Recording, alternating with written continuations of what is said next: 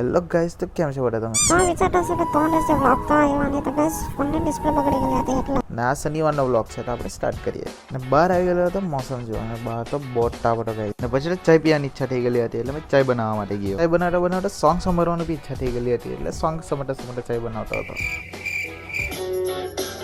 ને ગાઈસ, કોઈ બી મારો ડાન્સ જોઈને હસતું નહીં, મને આવડતું નથી.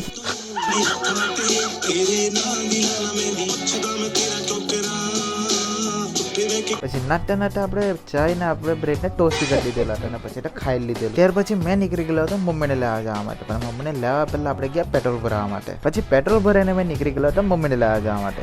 પછી મેં નીકળી ગયેલો હતો મમ્મીના સાથે મસાલા લેવા જવા માટે. ત્યાર પછી અમે ત્યાં પહોંચી ગયેલા હતા, અને ત્યાંથી જે મમ્મી લેવાનું હતું એ લઈને પછી અમે નીકળી ગયેલા હતા ઘરે જવા માટે. ઘરે આવી લાગેલા હતા, અને પછી સાંજે પાછો મેં નીકળી ગયેલો હતો લાલુ સાથે વિક્કરિયા હનુમાનજીના મંદિરે જવા માટે. ત્યાર પછી મેં લાલુના ઘરે આવી ગયેલો હતો, અને પછી અમે નીકળી ગયેલા હતા મંદિરે જવા માટે. પછી અમે મંદિરે બી પહોંચી જ ગયેલા હતા, અને પછી અમે દર્શન કરીને બહાર બેસી ગયેલા હતા. પછી અમે નીકળી ગયેલા હતા સનસેટ જોવા માટે. અને બ્લોગને અહીંયા સુધી જોવા માટે થેન્ક યુ સો મચ. ને આપણે મળીશું હવે બીજા બ્લોગમાં. સનસેટ જોઈને જજો ગાઈઝ.